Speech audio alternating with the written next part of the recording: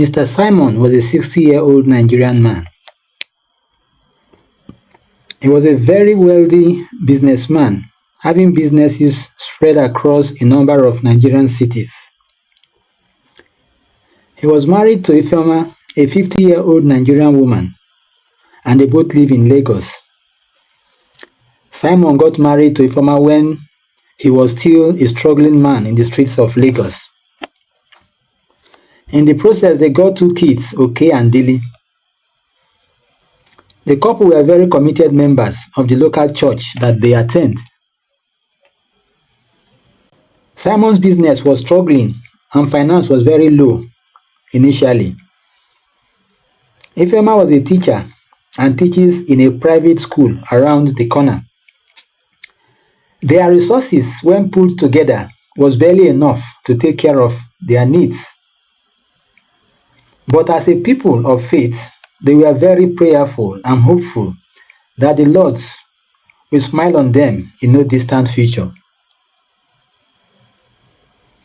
They have read about the many miracles which the Lord had performed in the Bible for those who were faithful to his words and teachings.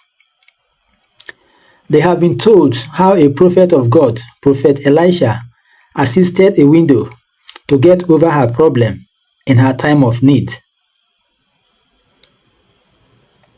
At that very time, they were so broke that they could neither feed nor pay the school fees of their 2 children. They have had to rely on the philanthropic gesture of some church members to keep their children in school. It was at this point that they began to understand how Prophet Elisha was used by God to bail out a widow and her 2 sons. Accounts have it that the widow was up to her neck in debt. It was standard practice in those days that if one was in debt, the children could be carried away into slavery for the purpose of recovering the debts. That was the situation in which the woman found herself when Elisha came calling. Here there was divine intervention to settle debts that could have had catastrophic consequences. Elisha asked the woman what she had at home, but the woman told him that she had nothing.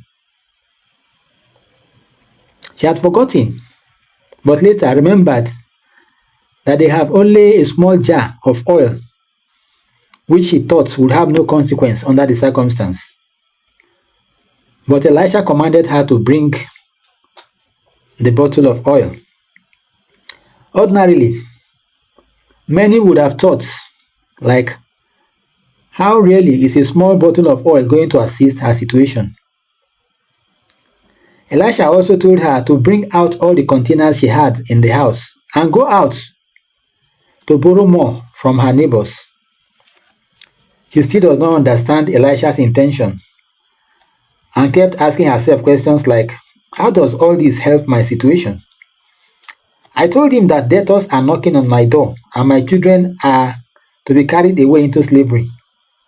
But instead of assisting me with funds to take care of my situation, he is here requesting for empty containers. In any case, let's see the magic he wants to perform.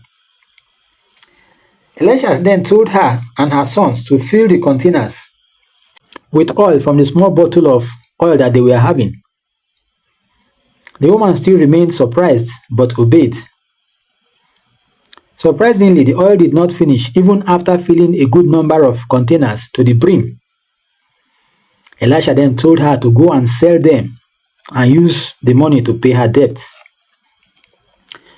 The woman did, and even after that, she had many more containers left for them to use for a very long time to come.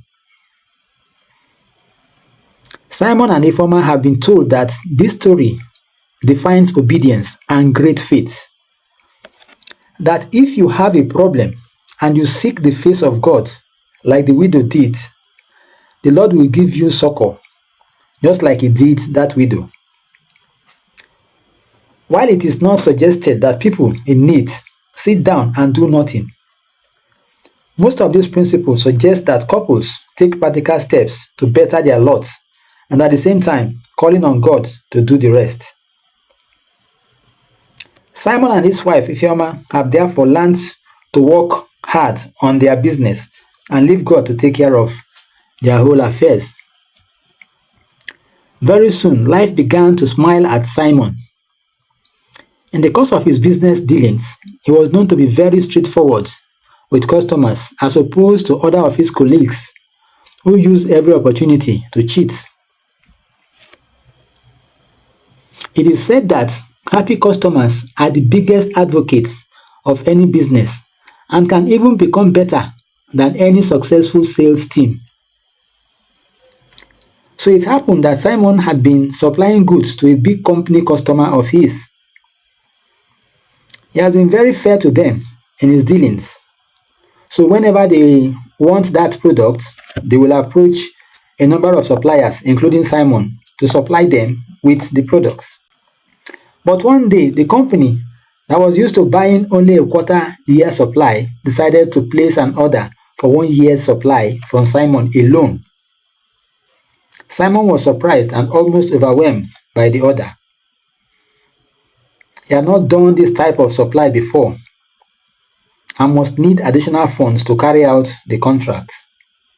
The problem now is the funds to carry it out. He thought of going to the bank to request for assistance,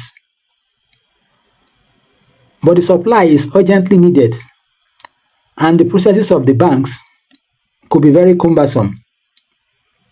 That is apart from the fact that their costs are very expensive. He could also go to some private individuals, but their cost element will make a nonsense of his profit. While he was thinking of what to do, he remembered that they have always told him to commit whatever problem he had into the hands of God and have faith that God will show him the way out. And that was what he eventually did. He continued to pray ceaselessly, committing the whole project to the hands of God. In his business, he likes keeping his margin very low and his goods qualitative. Hence, he does not like to borrow because the cost of borrowing will spoil his margin. 2 days later, the Lord smiled at him again in that business transaction. Meanwhile, his children, Oke and Dili, were now in the university. Thank God to a philanthropist whom the Lord is using to pay their fees. Message reached him that one of them, Oke, has had a ruptured appendix and has been hospitalized in very critical condition. Then Simon remembered the preaching of a man of God a few weeks back. A man of God had asked if anyone in the congregation had a challenge of any sort. It could be sickness, it could be unemployment, it could be hunger, financial problems, etc. He had told them that the Lord has a way of testing how strong their faith is by using any of these challenges to test their strength. So children of God should pray over any such challenge, put it in the hands of God, and have faith in the fact that He will take care of it. While his wife, Ifeoma, began to panic over the matter, Simon did not show any sign of panic. Having prayed over it, he advised that they leave the whole situation in the hands of God and allow the doctors do their own job. Like we said earlier on, 2 days later, the Lord had put smiles on the face of Simon. A letter was sent to him from the company that gave him the big contract, stating the terms and conditions of the contract. These terms and conditions were not included in the first letter written to Simon, telling him about the contract. But this one carries some more comprehensive terms and conditions which the parties were to sign before the items were supplied. One of the clauses there was that the supply would be done within 1 week after the date of the letter. That clause would have made Simon incapable of executing the contract because he just could not have been able to raise such colossal sum within such a short time. Another line, however, carries a clause that suggests the company was willing to pay a mobilization of 90% of the contract sum upon signing and acceptance of the contract. This was the unbelievable part and a game changer for Simon. That means that a very big hurdle had been cleared for him to perform the contract. The balance required can be easily sourced. True to the letter, as soon as the agreement was signed, a 90% mobilization was paid into his account, and true to type, he quickly executed. Simon's business has not looked back since then.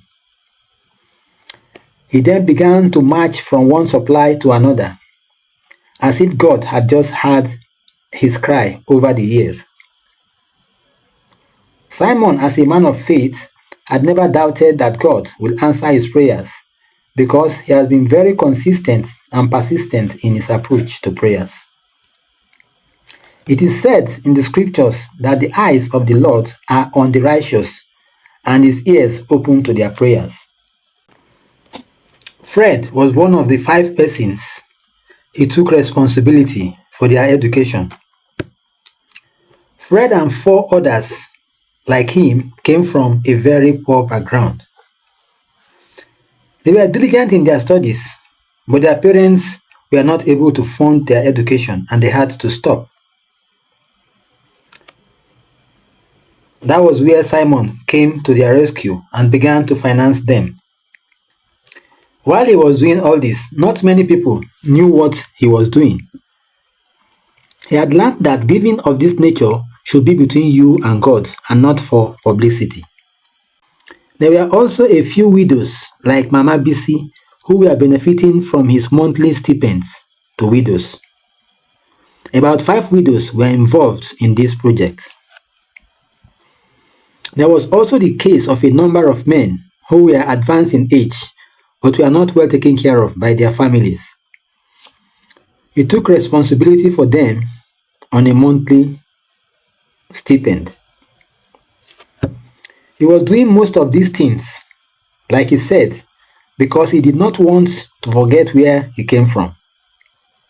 He was also a true believer in the act of giving.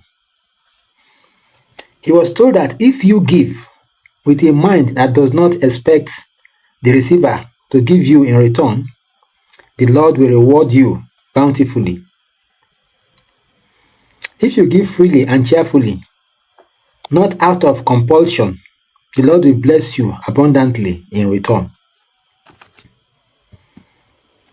He strongly believes in giving freely, cheerfully, and willingly, expecting nothing in return. He believes that Jesus gave the most when he gave up his life so that humanity can survive. As Simon himself put it, there is no gift bigger than that. Considering that Jesus had the power at that point to free himself and go scot-free.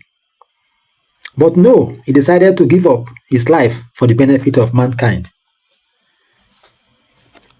Even in the local church where he worships, he took it upon himself to take care of the feeding of a few elderly persons who could not take care of themselves.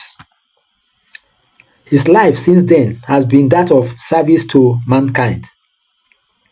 While he was doing all this, his business too was prospering and growing and receiving blessings from God. At about the age of 67, he became sick and was hospitalized.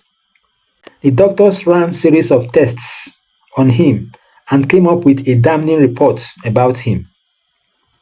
The report said that he has an aggressive type of cancer in his body and that he will not live beyond the next 6 months. Ifeoma became very frightened about the report, but Simon did not show any fear. He, however, decided to have a second opinion about the report. He has had situations where hospitals have done a wrong analysis on someone and have had the person undergo operation for something that does not exist. For him to get a better and second opinion, he had to go to a hospital in Britain. The ailment was confirmed in that overseas hospital, and Simon came back home. He told himself that he was not going to believe what the reports have said. His Christian background told him that man was made in the image of God, that God is good and does not have any known ailment. That if God does not have any known ailment, and that man was created in his image, then it is logical that he too must not have any such ailment. He began to do his research and was soon to realize that most of man's ailments were as a result of what we consume. That if we take care of what we consume, then we may not have cause to worry, because the body will eventually use its self mechanism to heal itself. He began to feed his body with the appropriate food as advised by most specialists. 5 years down the line, Simon was still living and looking even stronger than he was when the doctors read the damning report. The last time he went for a checkup, the doctors were amazed by what they saw, saying that his body now functions better than it was 20 years back. In all this, Simon was very prayerful and remembered the countless examples of people getting well when touched by the hands of God. He had been told that God is willing to heal anyone who comes to him in faith. He remembered how the centurion approached Jesus to help heal his servant who was very sick at home. The centurion was an army commander who came to Jesus to help heal his servant who was paralyzed at home and could not come. Jesus saw his faith and did as the centurion requested. Eventually, his servant was healed. Simon believed that if the centurion's servant could be healed because of the faith he possessed, then he too could receive his own healing considering his great faith in God. The question therefore is, what challenges do you have? Are you sick? Are you seeking employment? Are you seeking the fruit of the womb? Or are you broke and could not feed your family? There could be many other problems. Put your problems in the hands of the Lord, just like Simon did in this story. Have great faith and you will see the Lord begin to fight for you. The moral of this story is that every man created by God must encounter one form of problem or the other. It is suggested that you develop great faith in God. Pray, put your problems in the hands of God and watch Him take control. Secondly, learn to give selflessly to those in need and with gladness of mind. When you give like that, the Lord will give you bountifully in return. If you have learned something from this story, please like, share and subscribe. You may also wish to leave a comment on the comment section of this video.